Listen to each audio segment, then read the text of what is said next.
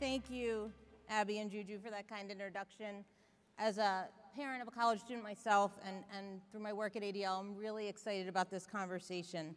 And one thing I want to really dig into is how the audiences that our guests represent are interacting and hearing from each other, and whether what they're hearing matches and what we can learn from each other, and how the advocacy that they're doing together can make a real impact on our campuses. So let's dig right in.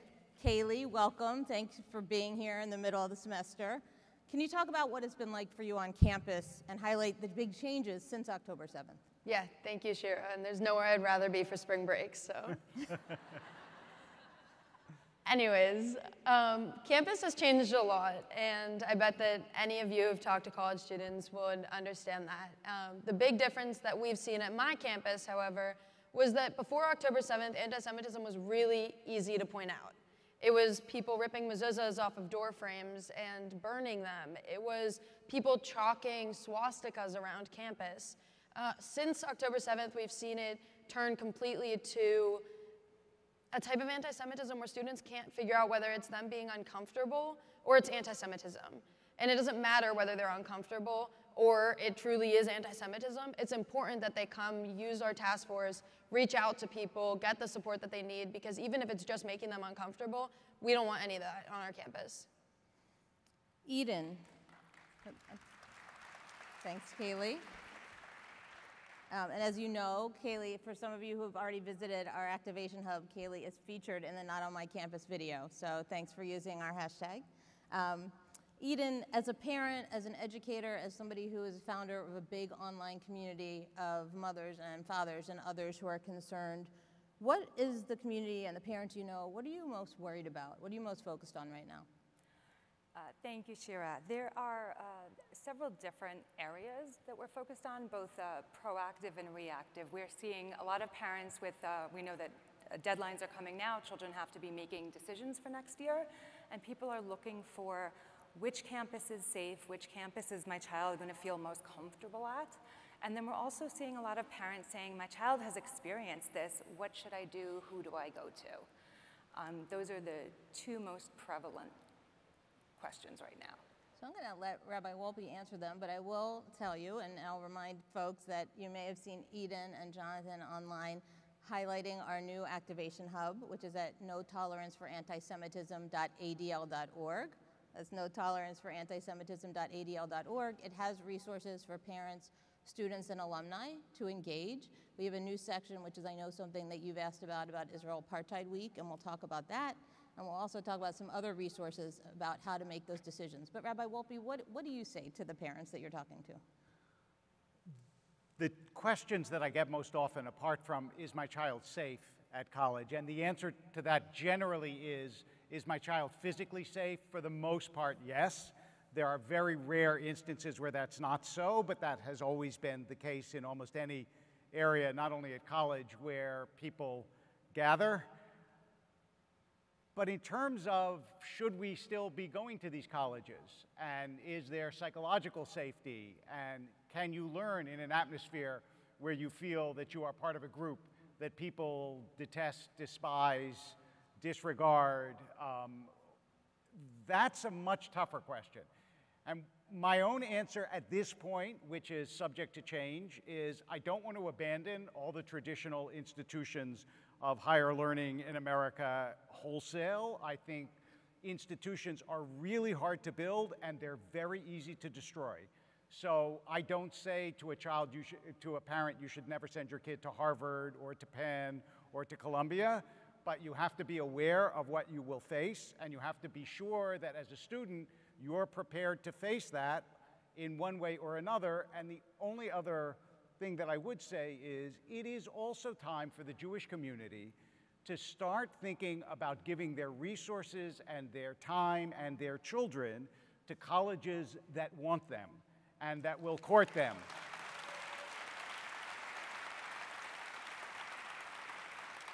And so I would say, I mean, I could name a couple of colleges here, but I don't want to name this college and not that one. But there are colleges that are actively trying to recruit Jews, and we should not only go there, but also it's time for us to consider, as is happening, creating new institutions, because, as you know, a lot of what made these colleges great, I'm not ashamed to say this, was the Jewish community and the Jewish presence.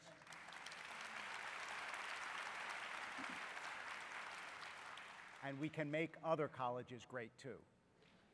Thank you. So let's get into it. Kaylee, you are uniquely positioned to not talk about your own experience, but you have a younger twin brother and sister who are seniors in high school right now. Yeah. So would you change anything about your process if you were, as you're advising them, for what to look for? Yeah, well, I can tell you exactly what I've told them, and that's go to Hillel, go to Chabad, ask the people the questions that you have, but don't be scared to go to college. Because college now is, in my opinion, still incredibly safe for Jewish students. 99% of the time being Jewish on campus is awesome, and I love wearing a necklace that shares my identity with everyone, and I love going to basketball games where one of our woman basketball players is an Israeli and everyone's waving Israeli flags and cheering in Hebrew. And for most people on most campuses, that's what they see. And unless you're actively getting involved in these hard conversations and fighting this fight every day, like I encourage students to do, you can get away with not seeing most of it on campus. And so I don't want students to feel discouraged from going to school, and I don't want them to feel discouraged going to their dream school because of what they're seeing. So Eden, is that surprising for you from what you're hearing from your community? It's somewhat surprising. I think that from a parent's perspective, and this is something that when parents come to us, we actually reflect back on them. What we see as parents and Jewish moms, we want to step in front and protect our children. But what we experience may not be what they're experiencing on campus. So it is a little bit surprising in a very positive way, and I think that it speaks to addressing some of the parental fears and really trusting our children to let them lead. If we remember back when we were in college, most of us didn't have our moms fighting our battles for us. And our recommendation is, as much as we want to step in front, I mean, you look at Kaylee and she doesn't need her mom in front of her. So, but I'm lucky to have her. Yeah. And your bubby. And my bubby. Right? So 2 resources that we'll just preview. We are about to put up on the Activation Hub a resource for the questions to ask and where to get the information about college climate, about college policies. And also some of you may have heard that ADL will be releasing in April the first ever kind of report card to gauge what is happening on college campuses and how colleges are responding. So please stay tuned for that. And Rabbi Wolpe, you're being asked, you're on a lot of campuses, right? Yes. You're advising people on and off. What is your advice to do exactly what you said to make sure these campuses want our students there? First of all, there is an enormous failure of leadership on college campuses. And I want to explain where, sure, you can applaud a lack of leadership, go right ahead. But no, I understood. But I want to explain to you part of the reason that that's so out of my experience as a synagogue rabbi. You hire synagogue rabbis, there are like 5 or 6 major personality traits. You hire synagogue rabbis for likability. If they don't have likability, you don't want them to be your rabbi, and then you ask them to take stands that are unlikable. It's true, and every rabbi faces this. You say, Rabbi, we like you so much, but you shouldn't say this. And if you do, then don't like you so much. And so it's a real conflict in personality. Most college presidents reach the presidency for the same reason. People like them. And they don't then want to risk all that likability by taking stands that will make students and faculty and parents dislike them. What they haven't realized until this point is they manage that by inaction as opposed to managing it by action. But realize that leading a college campus right now is really difficult, and we're asking people to make hard choices, and they have to do it, but we should at least know that to say we're going to kick these kids off of campus because of what they're doing is not easy for any college president. So we have to basically keep the pressure on and let them know that it just won't fly to ignore what is happening on campuses, which is exactly what has been happening if I can take one more second, the reason that I left the Harvard Anti-Semitism Committee and the reason that other people, I won't speak for them, have had similar reactions is not because there wasn't some willingness at Harvard to, like, they don't want anti-Semitism there either, but they and other places don't want to do the very difficult and decisive things that are required, because one of the major emotional components of life that we're lacking in a lot of leadership positions is courage.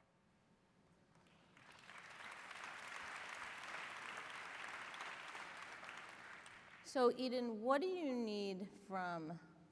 parents need to hear from their students? What do you need to hear from people like Rabbi Wolpe? What resources do you need for parents to maybe take a deep breath, to realize the kids are all right, and to guide your students?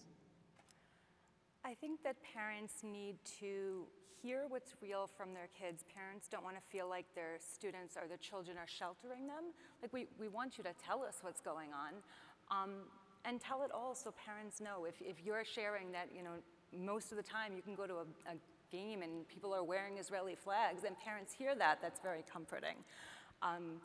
What Rabbi Wolpe said is, you know, very much what we see. It's a lack of courage, and to have leaders speak out like you do is again comforting to parents. And I will say that the tools, I know when I sat down with Jonathan and he started showing the report cards so people have the accuracy of what is going on campus, and I know it's data-driven, subjective, and objective. As an educator, that really appealed to me. And also your resources about Apartheid Week and what kids are currently experiencing and will be looking at. So both the students' input and the leadership and the tools that we get are really what parents need. Great. Kaylee, what do you want parents to know? What do you need from them? Yeah, that's a big question, because we do get a lot of parents that ask the task force that exactly. And the truth is, there's a lot that we need that I can't sum it up by just telling you.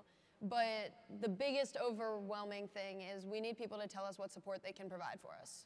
If you have funding, or you have a speaker, or you have this type of resource, no matter what it is, you tell us and we'll put it on our list. And the second we need you, the second you can be of support to us, you'll be our first call.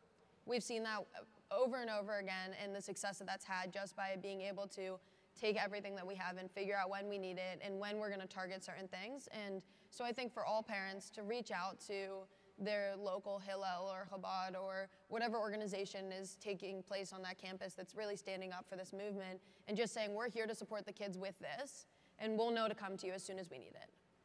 Rabbi Wolpe, advice for both audiences, parents, students? So I have two pieces of advice. One is that it's much more helpful in general for people who are in trouble to offer them something than to say, what can I do? What can I do puts the burden on the other person. Saying, can I do this, is much better. And then the other thing, which we had talked about before, is a couple of weeks ago I was at the BBYO convention with all these teens. And someone said to me, like, what gives you hope? And I wanted to say, all these teens. But I was the third one on the panel, so someone already said that, and I had to come up with something else other than all these teens. And I all of a sudden literally had like flashed in my mind a conversation that I could have with my great-great-great-great-grandfather. And I could just imagine saying to him, you know what? We Jews are having a terrible time at Harvard. And he would say, there are Jews at Harvard?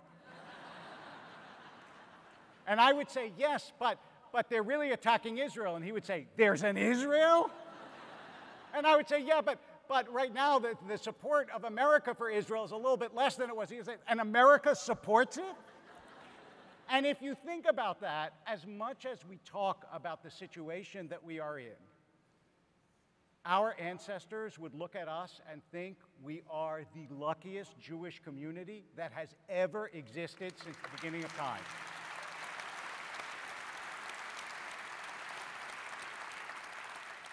And then I'm sure that my great-great-great-great-grandfather would say, so use your voice and your resources to make sure that your grandchildren will be able to say the same thing.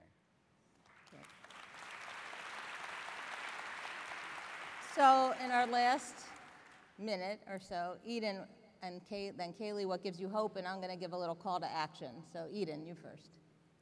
What gives me hope as a parent, and I will share, my eldest is about to go to grad school, and I'm in the same boat as so many of these parents, trying to figure out where I'm comfortable with him going, and the reality being he's an adult, he's making his own decisions.